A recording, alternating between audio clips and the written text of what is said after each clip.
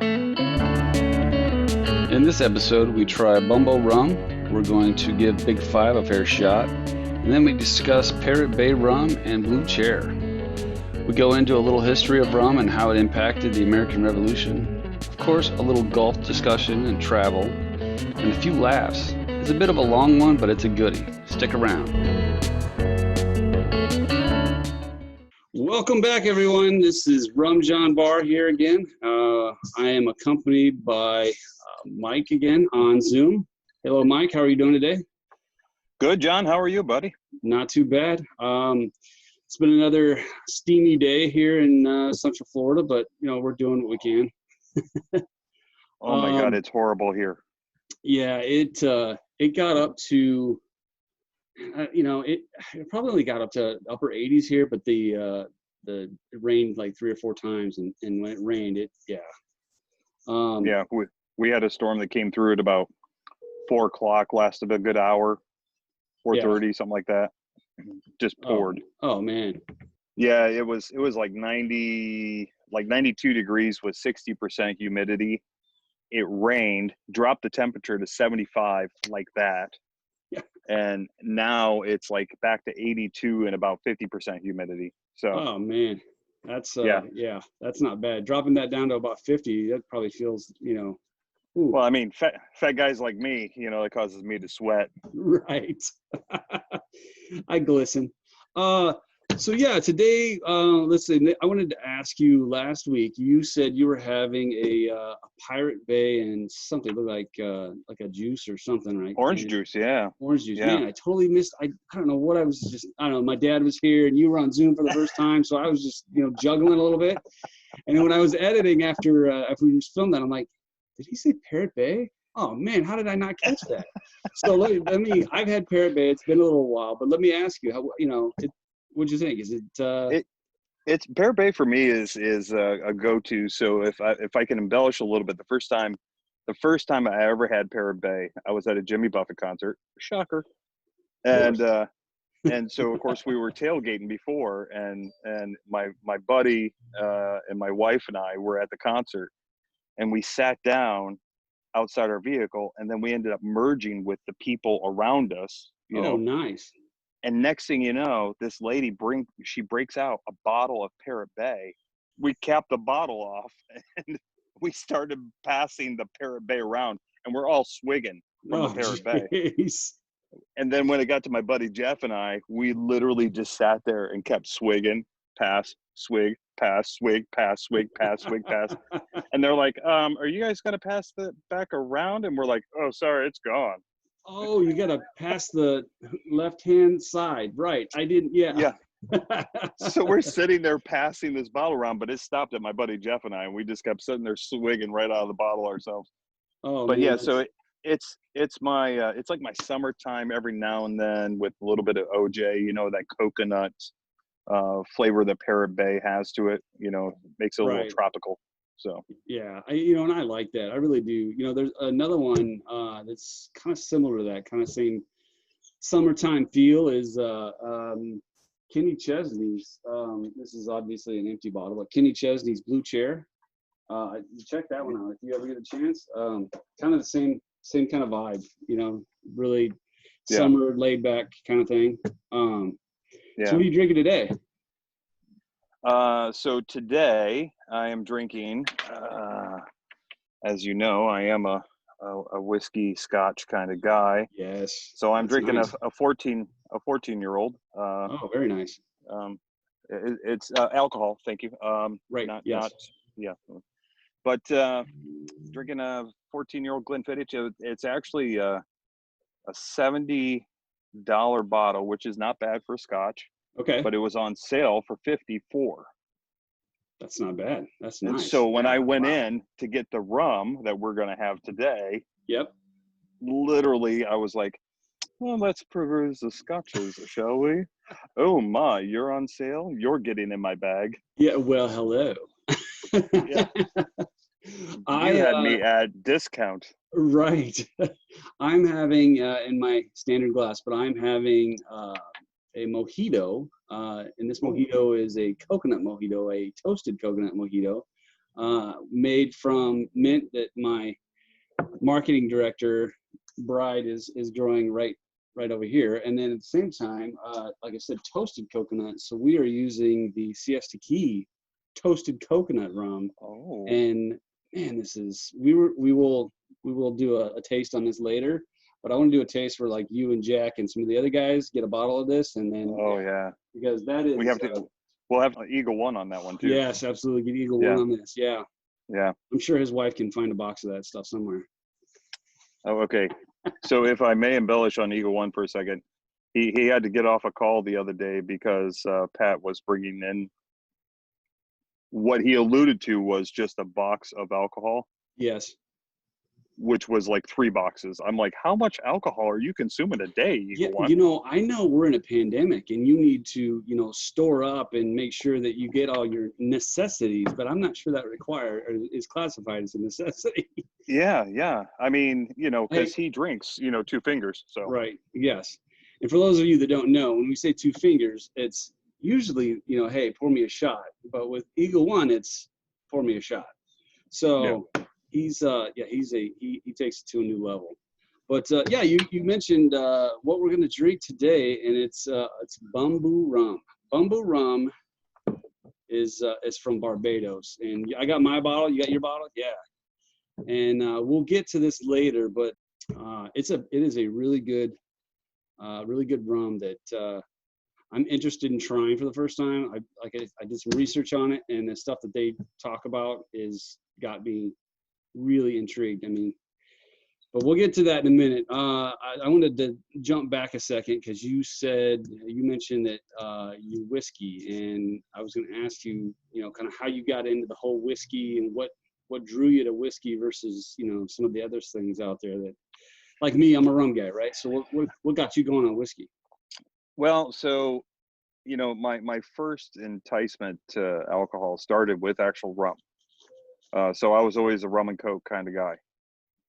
And then as I got older, I started to delve out back into beer, you know, because when you're young, you always have a beer on a hot day or whatever. Right. Then I evolved into stouts, where, as you know, I can drink plenty of stout with no problem. Right. Yes, absolutely. You've been firsthand witness to that. But what got me into whiskey was, believe it or not, I went to one of the events that I do, and they had whiskey at the event. Okay. And it was Johnny Walker. It was actually Scotch. It was Johnny Walker. Oh yeah. And so because I was okay. So I'm gonna say it. I was invited to Dan Snyder's suite for the Redskins. Oh, how unfortunate for you. Yeah, and I feel sorry. and so literally Johnny Walker was the blend that he had. I think it actually was Johnny Walker Blue. And so nice. You could sit there and have cigars and scotch, and then I started to slowly make my migration to, you know, scotch and bourbon and whiskey. But lo and behold, it really does go back to my parents. Yeah. My parents used to drink every night. They would have bourbon and water. Oh, okay. Before they go to bed. Yeah, I see that. We won't talk about the amount of, yeah, I mean, it doesn't. That's you know, everybody's personal choice, right? Yeah, I get that. Right. So that's you know, plus, you know, with being a mutt of Irish, English, Scottish, and German, right, which, you know, as I've told you before, means I'm destined to drink the rest of my life. You know, that's where the love came for it. And then, of course, as the palate matured, I started branching into some of the more expensive blends, you know, in the higher ends. And although my wife doesn't like that, because even though that 14-year-old was $70, you know, right, originally on sale, I could have easily walked out with about $400 to $500 worth of in one bottle. So. Oh yeah. I mean, you can see I'm surrounded by bottles. I mean, I know some people's home bars are much worse, but I haven't really started saving the bottles until we started this show. So I've got, you know, a whole box of empties under Yeah. here, stuff I'm going to save and do some fun stuff with. But yeah, I get it. I mean, And I mean, she's sitting there going, what enjoyment do you get out of that? I'm like, oh, seriously, you're asking me that question. There is a lot of enjoyment that comes out of that bottle. yes. At different stages too. I mean, Yeah, because and it's I know we don't talk politics or religion, but it is a very religious experience because whiskey actually translated means water of life. right. So I'm Yeah. I'm taking in a lot of life. Well, so it's interesting you say that because I did not know this until I finished that book, A Brief History of Rum. That rum was so ingrained in the American, I mean, let's just say it, right? 4th of July was just a couple days ago, or yesterday. So I was finishing the book, and it just kind of dawned on me that throughout that book, they're talking, from which is also kind of leads to what we're talking today in Barbados. 400 years ago is when rum started, and it was disgusting stuff. But as it got better, and different countries, Spain and Britain and France, and everyone decided, or Portugal as well, as trying to figure out, hey, we could make some money off of this sugar cane and this production of this grog here, and so they started becoming big business. And it's an interesting book. It's a bit heavy at some points, on things that I don't want to get into, but it's outside of what you would call what rum is really truly all about. But it does talk about a lot about how the rum was had parts to do with the the July 4th, the Declaration of Independence, us deciding to break away from Britain, and how that impacted Britain because suddenly all the plantations and the sugar cane and the stuff that they were growing to then ship back to to England, it was now cut off from them. And that was the other thing. I did not know that sugar cane is not natural to this area. No.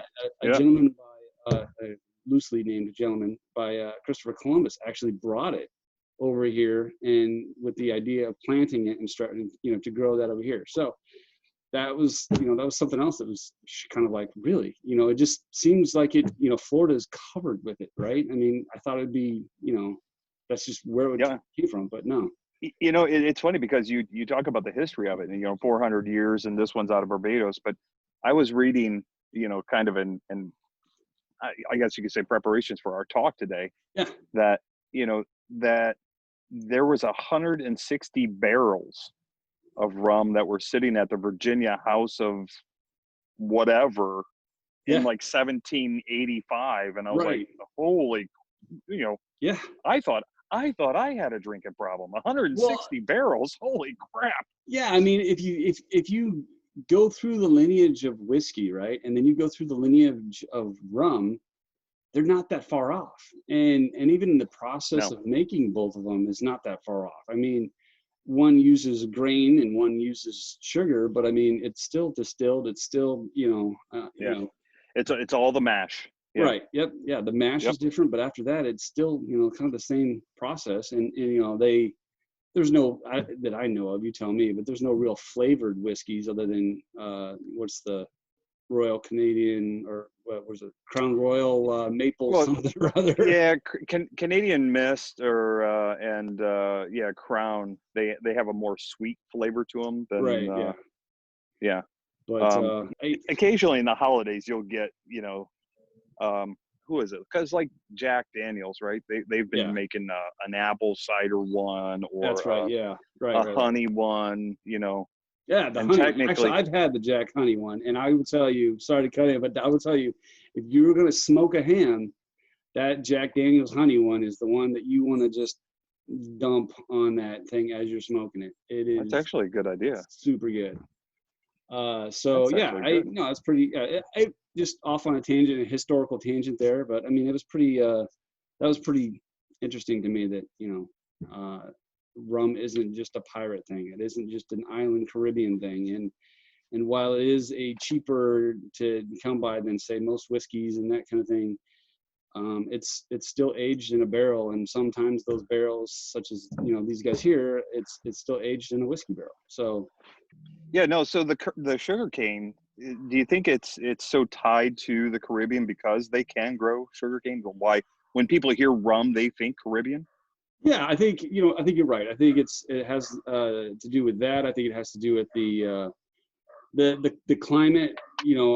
I believe it came from like Indonesia or India and that kind of area or whatever. And so that when it brought it over here, I think the climates are similar. And then at the same time, it just kind of took off because piracy and the buccaneers and the privateers, if you will, and the sailing that has to, the sailors are what really dug into, like I said back then, the Navy sailors drank something called, the grog, basically, that was Grog. a Yep. very flavorless, and that's part of what they, this comes from too, is a very flavorless rum, and then those sailors and pirates having time on their hands between shipping, and they decide, hey, let's throw some, let's make this better, and they of course did. And now, so I mean, I honestly think it has to do with the climate, and I think it has a little bit to do with the the people that drank it, right? I mean, Yeah.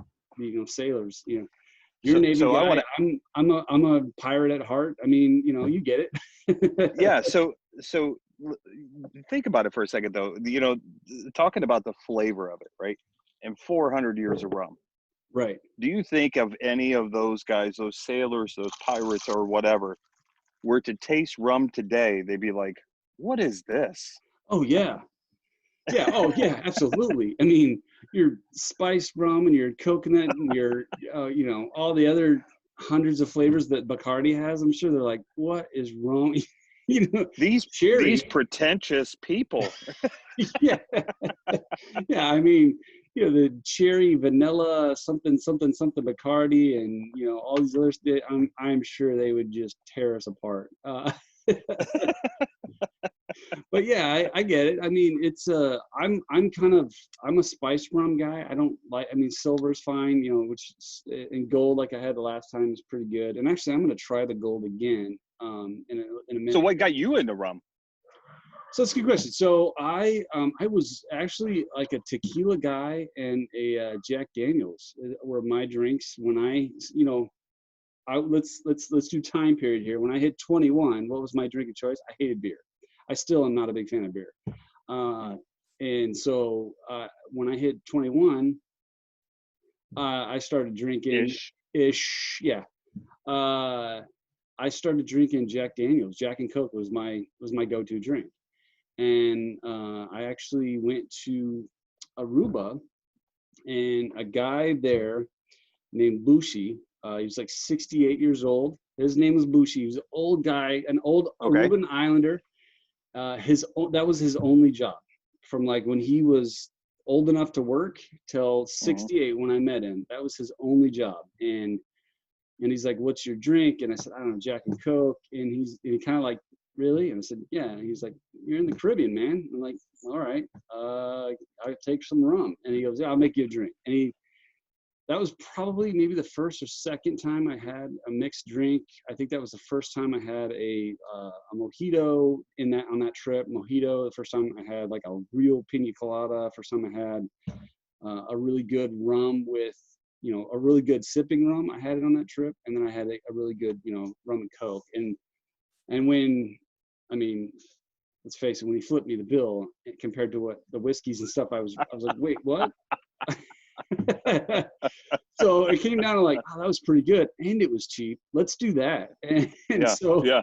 and then so as I went along, I still did like tequila every now and then, but like you get old, you get a heartburn, and yeah, you just kind of push that away. And then now into the rums. Like again, I'm a pirate at heart. I've always kind of had some draw towards the history of piracy.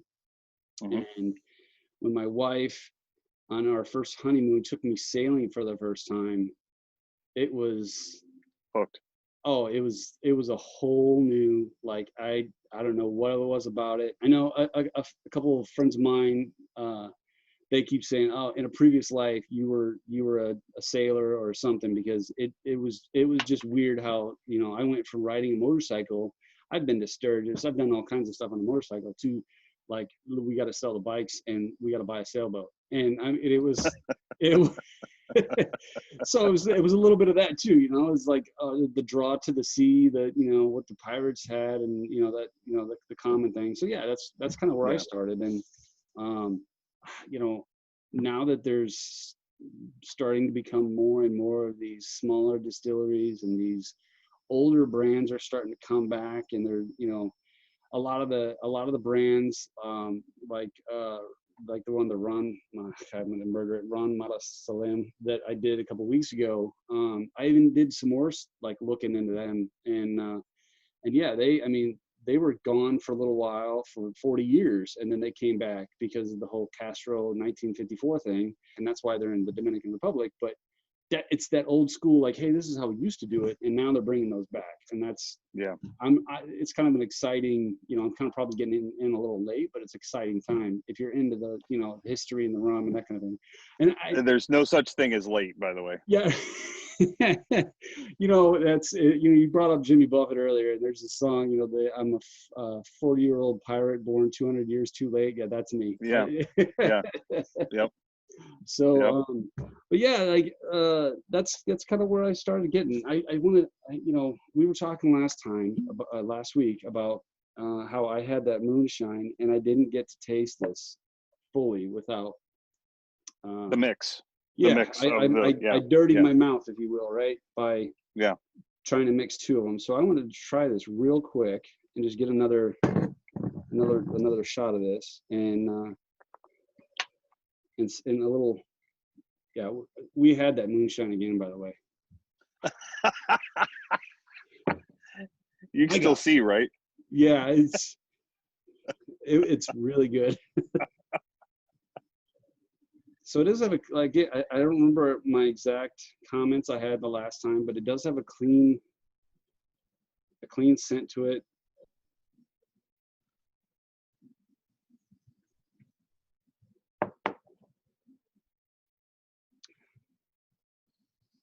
Yeah, it's very smooth. Man, it's really smooth. Yeah, I can taste a little bit of caramely-ish kind of, I don't know if it's caramel or, yeah. Yeah, it's really good though. So yeah, I'm glad I did that. It's definitely different from what I remembered it. So it's got, you know, a little bit of caramel, a little something else there, a little bit of, there's a fragrance or fruit or something, or, you know, a flowery kind of something there too. So so for all those people last time, he was riding high on the kite of the moonshine, and then he went right into that rum, and then he's like, it really doesn't taste like it. I'm like, after the call, I was like, you really should have swigged out your mouth with something. Right. Yeah, exactly. So that's why I wanted to try this real quick, kind of get my impression on it. It gives me some ideas. I mean, I don't know that I'm going to mix something like that, because it's pretty good rum. It's really smooth. But, see, that's the other thing that's a really good point is, you know, there are certain types of like Scotch whiskey or bourbon, and the same goes with rum, that you really don't need to mix it with anything. Put a couple cubes of ice in, and you can sip on it away, you know. And I've always told my wife, I said, because, you know, I've got a gigantic handle of makers in there. Yeah. And she's like, you already have a gigantic handle. Why do you need, you know, all 7, 8 other types of whiskey? And I'm like, because those are meant for certain types of drinks, and others are meant for straight on the rocks. Right. Exactly. Yes. So, and I will tell you from what I'm reading about this one here. Have you tried this yet? No, I'm a virgin on this one. So I'm too. And the description that they give, it seems to me like this is absolutely a sipping kind of, just sit back and relax kind of one. So But I was going to ask you, last week you said about a golf tournament, and did you guys get any of those? Did you go play golf yet, or? So I mistaken my calendar. So I've got a tournament coming up in 2 weeks. Okay. And let me tell you, believe it or not, I need a little bit more time on the range, because I went out and played the other day, and oh my gosh, Yeah. it was tough. My problem the other day. So I went out and played with a guy I've known for like the last 20 years. And we got paired up with these other two guys. The one guy, he was a rear back John Daly, and just, swing until your shoelaces, your feet come out of your shoes kind of guy. Right. Yeah. And I found myself mentally trying to go into his swing mode instead of my own tempo. Match it up. Yeah, I hear you. Yeah. And so I started spraying the ball, hitting it thin, hitting it left. So I came home and my wife was like, "So how was it?" I said, "Well, a little bit frustrating." She's like, "Well, it was an off day for you though. You were out there and doing what you love to do." And I'm like, "Yeah, but I played like poo-poo." Right. Yeah. Yeah. I hear you. No, I've been there. I need to get out more often, but right now, I mean, it's just so muggy out here. It's like, the thought of going and standing out in the middle of an open field somewhere, I'm like, hard pass. So we want to try and maybe travel a little bit and go up and see my dad. I mean, he left last Saturday, a week ago. Last Saturday, yeah. Yeah, or yesterday, a week ago. Because I'm old, on Sunday mornings, we watch CBS Sunday Morning. Yeah, of course. In my slippers while I'm old. Pipe hanging out of my mouth, and I'm like, "Hey, Muffy, can you fetch me my slippers?" So we're sitting there, and they were talking about RVs and how the rental on RVs during COVID, that rentals have gone up. Yes. That people are taking more family-like, going to a campground, keeping to themselves, but staying away from the crowds, doing their own thing, but doing it in an RV. And I was like, huh. Well, I mean, because we're talking about doing something similar to that, and either maybe first renting one, and then down the road maybe buying one, and the idea behind that is that when you're in an RV, you are now in control with who you come into contact with, right? I don't have to. I can go to the gas station, I can go pump gas, swipe the card, wash my hands, and never see anybody, never talk to anybody. And I can do that all the way across the country. But if I go to an airport, I have no choice. There's hundreds of people around me, and then I have to get on a tube that recycles the air. And I'll tell you, my dad is a healthy guy, but we were really nervous about him flying and then him being here, and so it was just like, man, while he was here, he's actually looking at getting a new one. And we went to that Lazy Days, and two of the salespeople, or maybe the office lady and the salesperson that came up and talked to us, both said right off the bat, they are 700% over sales of last year, and it's only July, right? And we're like, whoa. And so, at first I'm like, all right, here's the sales pitch. And then we walked out into their 120 acre lot, and they are not paying for this video. I'm just saying, when you walk out into an RV, lot that's 120 acres, you're like, holy cow. Yeah. But you walk out there, and then you're like, yeah, there's a whole lot of empty slots here. Like it's like walking into a car dealership, and there's like every 3 cars are gone, or every 4 cars are gone. I will say, because of Walking Dead, if I were to walk into an RV lot that has them all there, the first thing I would think of is, oh my gosh, this is the new Alexandria in a zombie apocalypse. We could all live out of RVs. Exactly. Yes. Yeah. So I mean, we're going to look at that just because of my situation, that kind of thing. Yeah. We were able to do that. So, but yeah. Speaking of erectile dysfunction. Oh, sorry. Not that situation. Oh, sorry. My bad. Apologize. Forgot this is a family-friendly event. Right. For everyone that's watching, so John had asked me for topics that I wanted to talk about. Yeah. And I would like to share with everybody that I said, let's talk about boats, golf, booze, concerts, first dates, meeting our spouses' stories, male pattern baldness, erectile dysfunction, greasy anal discharge. These are just a couple ideas I'm spitballing out here, John. Right. In my notes back to him, I included those, but they basically say spouses, concerts, and stuff. So yeah, that's pretty good. But yeah, let's jump in this, man, because I'm really interested in getting this Bumbo going here. All right. All right, yeah. All right, so here is what I got a whole nother. Let me light here. my other mood candle here. So go ahead. Oh yeah, go ahead and light your mood candle, and I will talk about Rumbo. I said Bumbo, but it's Rumbo. Rumbu. All right, so Rumbu, like I said, 400 years ago, the Barbados, the Navy sailors were given, a grog of rum that was just horrible, and with their spare time, quote unquote, right there we go, their spare time, they were able to put together and blend flavors of both Eastern and Western society or Western areas.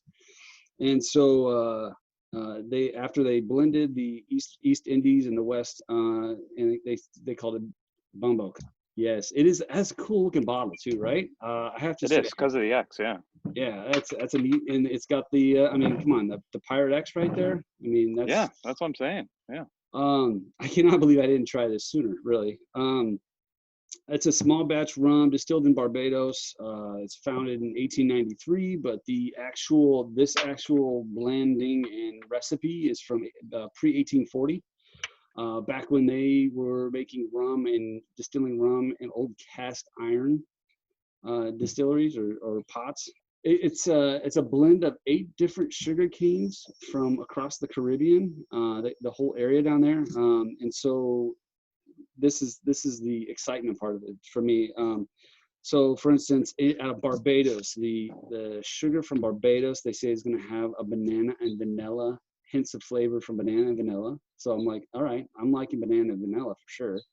Out of Belize, it's got coffee and cocoa. All right, so now we're talking about chocolate and banana. Let's do that. Yeah, all right. And so for Brazil, sugar from Brazil is papaya and mango. And so now we're getting the fruity stuff. That's okay. Costa Rica, it gives it a spicy, more of a spicy hint to it. So I'm guessing it's kind of probably give it a little bit of the, like what we're used to on a spiced rum kind of feel. El Salvador sugar gives it a floral, kind of a hint of floral to it, floral flavors. And then Honduras is the citrus and cinnamon. So I just pull a couple of off there, and I'm sitting here going banana, vanilla, cocoa and coffee, cinnamon. Yeah, let's do that. Like that is. Yeah. Oh yeah. Yeah, that sounds like great. Dessert in a bottle. Right, exactly. I'm like, wow, this would be really great for like. Oh, did you smell it already? Oh, how good is it? Oh, you get the banana right away. All right. So and a little Sorry, I jumped ahead. Is these are distilled, or these are aged in charred Kentucky whiskey barrels. Oh, nice. So you're pulling the multi flavor out of. Oh man, you aren't kidding. I know. You get the banana right away. Ooh, that is really good. I mean, hold on. Let me see. Hold on. No, not even like my belly button. No. I mean, this is, man, and I go back to the whole, yeah, let's make some bananas Fosters out of this, right? Oh yeah, you could, that definitely could. Oh. All right, so let's you're doing it into a glass. I'm doing it into a shot glass. Nice. All right, let's. All right. Cheers, my friend. Cheers, brother. Oh, right away. Right. Wow. This is this is a sipper. Oh, that is beautiful. I would say this is one that you probably don't want to mix with anything. I'm gonna have to hide that from my wife. Man, that is. I mean, you literally catch the banana right away. To me, I got the banana, the vanilla. Yeah. The chocolate comes after. I get the chocolate after it's gone. Yeah. Wow, that is really good. Like a very faint hint of cocoa right after you. Yeah, right after it hits the back of your throat. Yeah. Yeah. Wow. I don't really taste the. I don't get the mango and papaya. I'm totally liking the Foster's idea with it, though. Right? Oh, that would be. Oh man, that's good. And it's not that expensive either. No, that wasn't bad at all. I think up here was like $35 or $40 for the bottle. Yeah, I think the marketing director picked it up, I think, for $40. Wait, reread those flavors again. Yeah, sure. It is 8 different sugar canes: bananas and vanilla from Barbados, coffee and cocoa from Belize, mango and papaya from Brazil, various spices from Costa Rica, sweetness from the sugar cane from the Dominican Republic. Actually, I think I skipped that one. So sweetness from Dominican Republic, floral flavors from El Salvador, citrus and cinnamon from Honduras. That's funny. I don't get. You know what? I bet you part of that cinnamon is that Bananas Foster thing that hits you in the head. You know that. Oh yeah, right away. Oh yeah. I don't get the mango and the papaya though. I don't get the mango papaya at all.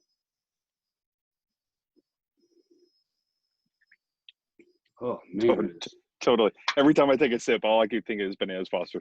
Yeah, this is probably my favorite sipping rum right now. This is. The banana really stays with you. Yeah. I can't. I mean, I still have the flavor of banana in my mouth. Yeah, I mean, and just the aroma of it as well. It is like they blended bananas, vanilla, and so cinnamon. When you decorked it, you caught that whiff right away as soon as you let it breathe. I had it right here, and I was like, oh wow, yeah. I mean, it was it was just like, holy smokes. I occasionally have rum, but I could see myself buying a couple more bottles of that. Thank you, Bumbu, if you want to sponsor us. Right, exactly. I will not bow to sponsors. Yeah, I will not sell myself out. I will not sell myself out. All I can think about is that whole Wayne's World part. Yeah, they kept pulling stuff in. Yes, and it's the choice of a new generation. So yes, we'll switch around here. Go ahead. You were saying about the book. Yeah. So this bartender finishes his shift. He goes out to the car. I think the book's called Intensity, but he goes out to his car and there's a note on his car. Yeah. And it says, if you take this note to the police, this young lady who's a school teacher will die. If you don't take this letter to the police, this other person who does like charitable work will die. The choice is yours. You have 24 hours. That's literally how the book starts. And I'm like, we're just gonna dive right into this. Yeah. I mean, that's like first 3 pages of the book. And I'm like, holy crap, here we go. Showtime. Wow. While we had that little, 30-second break there, I had Liz try that, and she was like, wow, that's really, she's like, it reminds me of syrup. I'm like a Bananas Foster syrup. Like, yeah, we all go back to that. Like, I'm going to make some pancakes and I'm just going to dump this on top of the pancakes and call it good. Yeah, that's syrup. Yeah. Yeah. Well, it's sugar cane. So why not, Right. Yeah. I mean, just because it's not from a maple tree, it's still good. It's still sugary. So, yeah. But hey, I wanted to talk to you about, so what's next for, the plan again is to still continue trying these, like, we tried this one today, and this is going to go down here on the row of soon to be tried later or shared later when we hit 100, right? And for I those of thought you you were that going to don't say know, soon to be empty. Yeah. right? Yes. So and for those of you who don't know, and I'll slide these down here, but the whole idea or the whole push for us to get 100 is because I want to get the youtube.com/RumJohn, and they won't let you have that until you get over 100 people. So Oh yeah, that's happening in the background. So yes, please click. Sorry, there's fireworks going off here too. So please click subscribe again, so that we can get closer to 100 and hopefully be able to save our RumJohn logo and everything won't be taken away from us. But what do you think? What are your thoughts? John, when you told me about this channel and what you wanted to do, my first thought was, let's just have a bunch of guys sitting down, sharing stories, critiquing a couple different rums, or maybe we branch out, but we do all.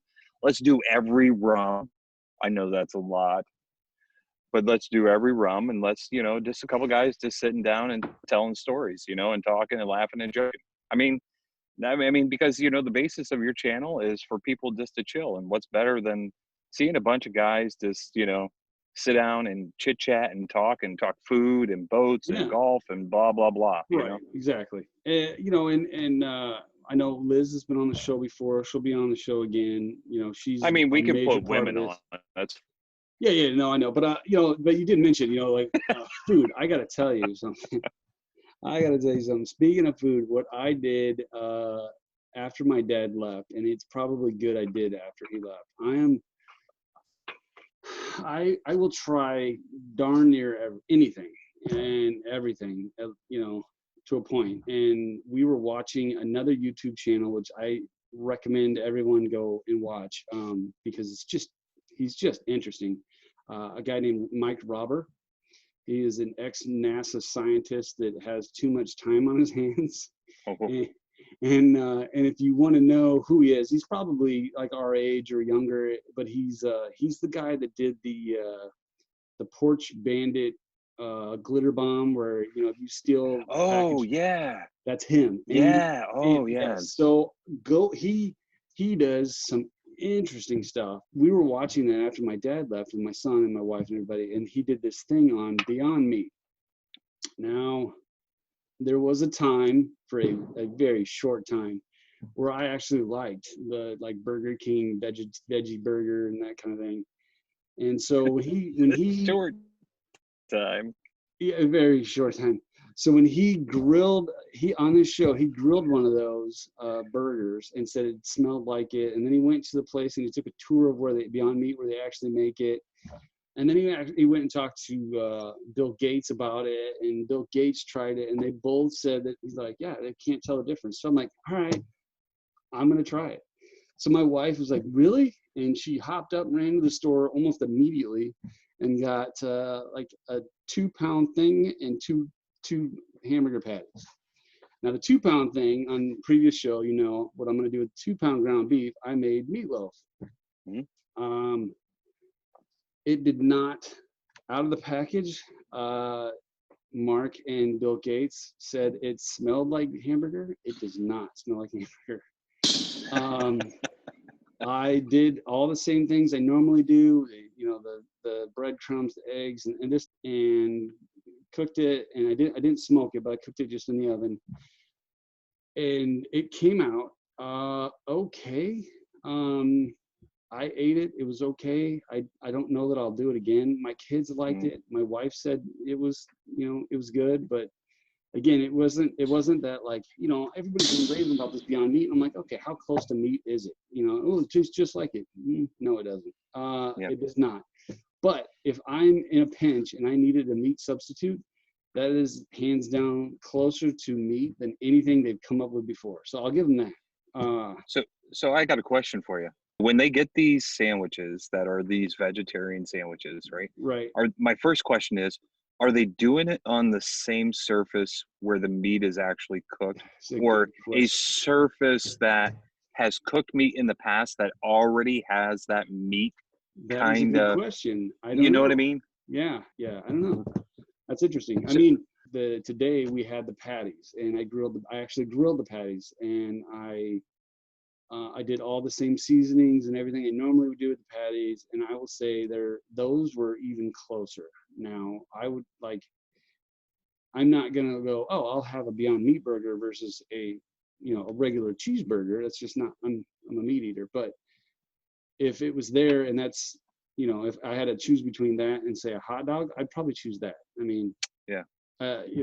Unless it's a Yeah. really good Chicago dog or something. But I mean, for the most part, I mean, it was decent. It was it's with the seasonings and the grill and the smokiness of the grill and all that. It was a lot closer to a hamburger than the ground beef was. But again, when I took it out of the package, I'm not going to tell you what it smells like, but it does not smell like meat. Okay. So I got to tell you, I freaked my kids out because we switched our dog food. My sons, I shouldn't say kids because they're 25 and 17. But anyways, I freaked them out. We have this dog food. It's called Honest Kitchen. Yeah. And they're a fantastic product. Click subscribe so that we can promote them more. Right. So, but anyways, it's dehydrated food, literally dehydrated human food. So it's got like bananas, sweet potatoes, chicken, all dehydrated, right? And my wife was like, I wonder what that tastes like. And so I was mixing it up, and I was like, actually not bad. I think, yeah, that was a piece of apple I just got. Yeah, Oh yeah. She's like, you were so gross. You just ate dog food. I went, no, I ate dehydrated human food. Is what I ate. Yeah. Well, if it's dehydrated human food, does that mean you just add water and it's like you get your Thanksgiving dinner right there? Yeah, it's literally add water. Yeah. I mean, wow. Good Lord, my neighbors are going off with the fireworks now. Can you hear them? Yeah, there's a couple houses down doing it here. I don't know if they looked at the calendar, but the 4th was yesterday. Right, and and if you really want to get down to it, Independence Day was actually July 2nd, not the 4th. But I mean, who's counting, right? Yeah. That comes from I asked my son, "What is July 4th? What are we celebrating?" And he, he's a 7-year-old. He kind of didn't really know. I'm like, okay, and thank you, YouTube, again. There was a whole freaking Independence Day. Why do we celebrate it? 1 hour-long cartoon, and amazingly, he and my 3-year-old were glued to the TV for an hour, and he's like, "Okay, I get it." So it's pretty. It's like, okay, cool. Or as I call it, the electronic babysitter. Exactly. The only difference is, I was sitting in front of scrambled Skinamax, and my kids are watching Discovery Channel. Who's going to end up better here? I sat and watched. My mother used to sit. I'm kind of dating myself, but of course it was on reruns. But I used to sit and watch Three Stooges. Oh yeah. And my mother used to get so upset. She'd be like, "Oh, that is just unacceptable. It's gonna warp his sense of opinion on what he can do and what he can't do." And I'm like, and I look back and I'm like, okay, maybe there were some things in my past that I probably did that was like Three Stooges related, but then I realized, oh, that was just a show, Right. Yeah. I'm not gonna go start poking people in the eye. Yeah, or hitting them over with a cast iron skillet. Right. That no, yeah. Yeah. I don't think we've gone to our boss lately and go, "Oh, wise guy, huh?" Yeah. No. Oh. A sailing thing I'm going to do pretty soon here. And I'd love to have you, I guess, co-host this, being a man of the sea, Navy guy. I've got 2 of my buddies. They're going to join me in a couple weeks. These guys helped me move this boat from Corpus Christi, Texas, all the way around the Gulf over to Clearwater, Florida. And these guys are going to be on in a couple weeks with me, and I'd love to have you, if you want to, MC it, if you will, because it's going to be the 3 of us telling the story about how, I got transferred to Tampa, Florida. And so we're just going to get together. We're going to talk about that and just kind of, see how that goes. Yeah, I'm game. yeah, so I still have to reach out to, I've kind of reached out to them, or Liz reached out to one and I reached out to another one, and they're both like, yeah, let's do that. So now it's just a matter of syncing that up and setting the time right. So, but yeah, that's kind of what I've got going. Like Mike said, and I'll say again, please click and subscribe. It's getting pretty late for both of us. I definitely like doing these later ones because this is chill time for me. This is the kids are in bed and dinner's over and I can just kind of kick back and do this and not care. So Yeah. but Yeah. thank you, Mike, for joining me for episode 7. You're welcome, brother. Yeah, and again, I got to get you one of these flags. I'll try and when things cover, that's what this is doing. It's covering a window. We'll get that to cover you. So yeah, we'll so until then, hey, sit back, relax, have a drink, and enjoy the ride. Thank you. Good night.